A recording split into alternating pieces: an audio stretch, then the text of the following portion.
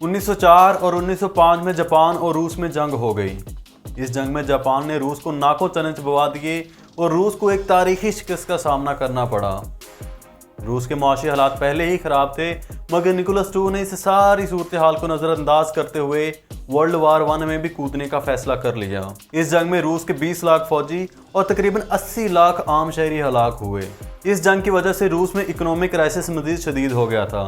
लोग भूख से मर रहे थे, मगर निकोलस II रूस को जंग से निकालने पर आमादा ना था। और फिर रूस की आवाम ने निकोलस II के खिलाफ बगावत कर दी और रूस में इनकलाब आ गया। आज की वीडियो में हम देखेंगे कि क्यों रूस की फौज ने मुजाहिरीन पर गोलियां चलाने से इनकार किया, लेनिन ने कैसे दुनिया की सबसे बड़ी और सबसे ताकतवर कम्युनिस्ट रियासत की बुनियाद रखी, और ये दुनिया की सबसे ताकतवर समझी जाने वाली रियासत क्यों 100 साल भी पूरे ना कर सकी। मैं हूं इरफान आरिफ और आप देख रहे हैं किताबपीडिया।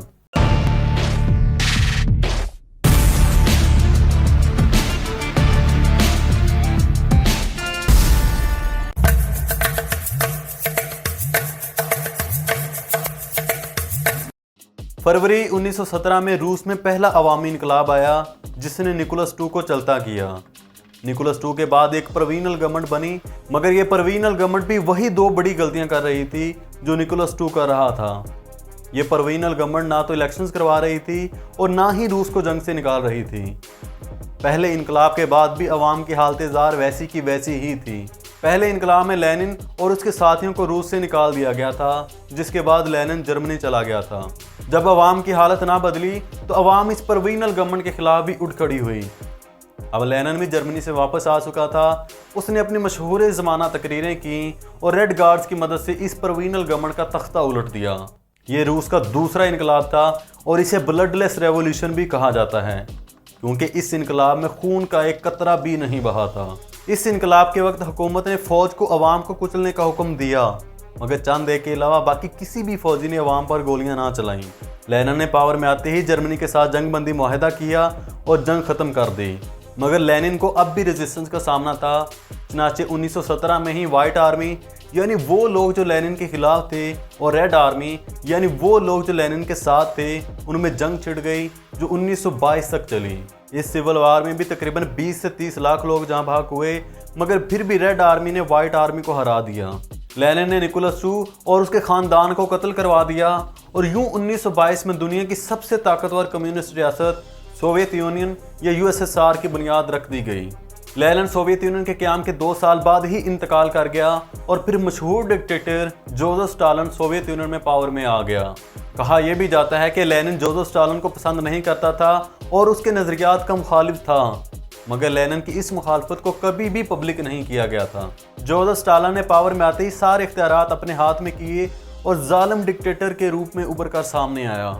जोसेफ स्टालिन ने इक़्तिदार में आने के बाद अपने मुखालफिन के खिलाफ एक कैंपेन भी लॉन्च की, जिसे तारीख द ग्रेट पर्ज के नाम से जानती है।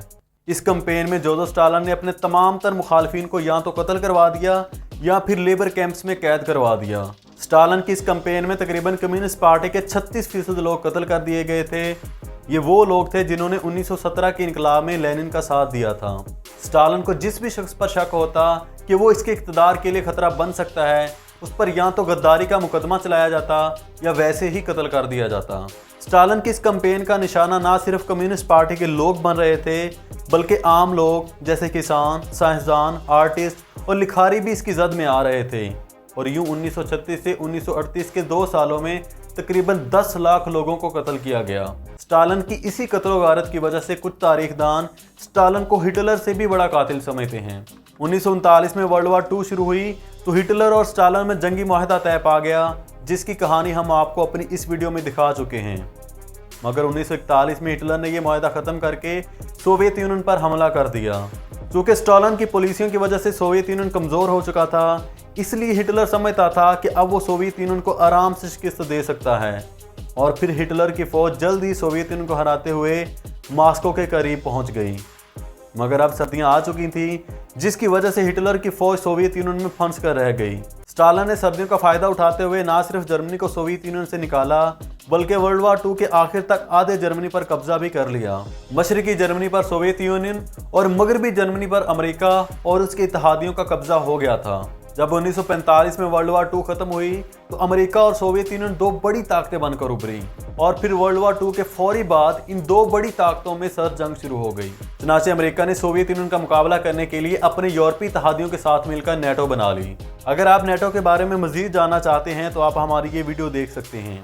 1949 में सोवियत यूनियन ने अपना पहला एटम बम टेस्ट किया और 1949 में ही चाइना में कम्युनिस्ट हुकूमत कायम हो गई, जिससे सोवियत यूनियन को एक नया इत्तेहादी मिल गया था।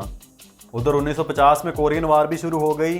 स्टालिन ने शुमाली कोरिया को हथियार फराहम करने के साथ साथ शुमाली कोरिया को जनूबी कोरिया पर हमले के लिए भी उकसाया, मगर चूंकि अब कम्युनिज्म और कैपिटलिज्म में सर्द जंग छिड़ चुकी थी, इसलिए अमेरिका ने शुमाली कोरिया के मुकाबले में जनूबी कोरिया की मदद करना शुरू कर दी। 1953 में कोरियन वार खत्म हो गई और 1953 में ही स्टालिन इंतकाल कर गया। 1955 में वियतनाम जंग शुरू हो गई। इस जंग में भी अमेरिका और सोवियत यूनियन आमने सामने थे, मगर इस जंग में अमेरिका को बुरी तरह शिकस्त का सामना करना पड़ा। इस सर्द जंग के दौरान एक वक्त ऐसा भी आया जब इन दो ताकतों में न्यूक्लियर जंग शुरू होते होते रह गई। हुआ कुछ यूं था कि अमेरिका ने तुर्की और इटली में अपने मिसाइल लगा रखे थे, जिनका रुख सोवियत यूनियन की जानब था, मगर जब क्यूबा में कास्त्रो पावर में आया तो सोवियत यूनियन ने भी अपने मिसाइल क्यूबा में लगाने का फैसला किया। अमेरिकी नेवी ने सोवियत नेवी को रोकने की कोशिश की, जिससे बात न्यूक्लियर जंग तक पहुंच गई, मगर बाद में दोनों मालिक में मुज़ाकरात हो गए और न्यूक्लियर जंग का खतरा टल गया। क्यूबन मिसाइल क्राइसिस पर हम पहले ही एक वीडियो बना चुके हैं, जिसका लिंक डिस्क्रिप्शन में मौजूद है। 1979 में सोवियत यूनियन ने अफगानिस्तान में एक कम्युनिस्ट हुकूमत को बचाने के लिए अपनी फौजी अफगानिस्तान में उतार दी, जिसके साथ ही अफगान जंग का आगाज हो गया।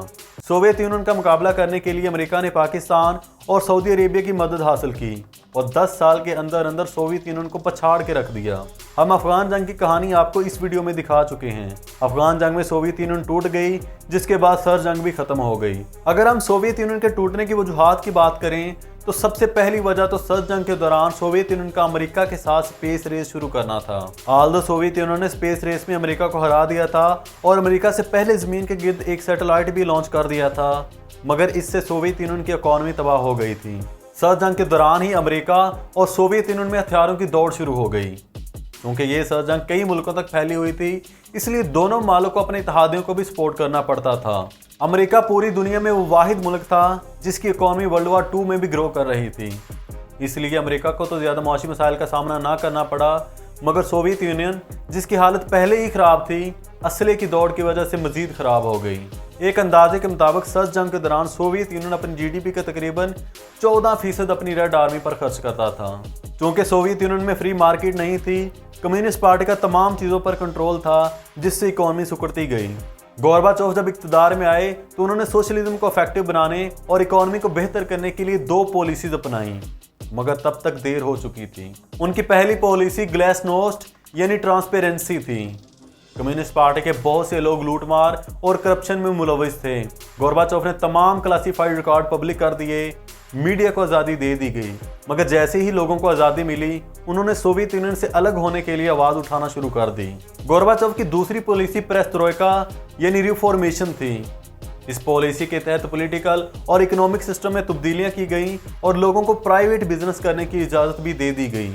मगर गोरबाचोव की ये 2 पॉलिसीज सोवियत यूनियन को मजबूत करने के बजाय सोवियत यूनियन के टूटने की वजह बनी। गोरबाचोव की इन्हीं पॉलिसीज की वजह से उन पर तनकीद भी की जाती है। जैसे जैसे अफगान जंग खत्म होने के करीब पहुंच रही थी, वैसे वैसे Poland, East Germany, Hungary, Czechoslovakia, Bulgaria, Romania और यूगोस्लाविया में आज़ादी की तहरीकें बढ़ती चली जा रही थीं।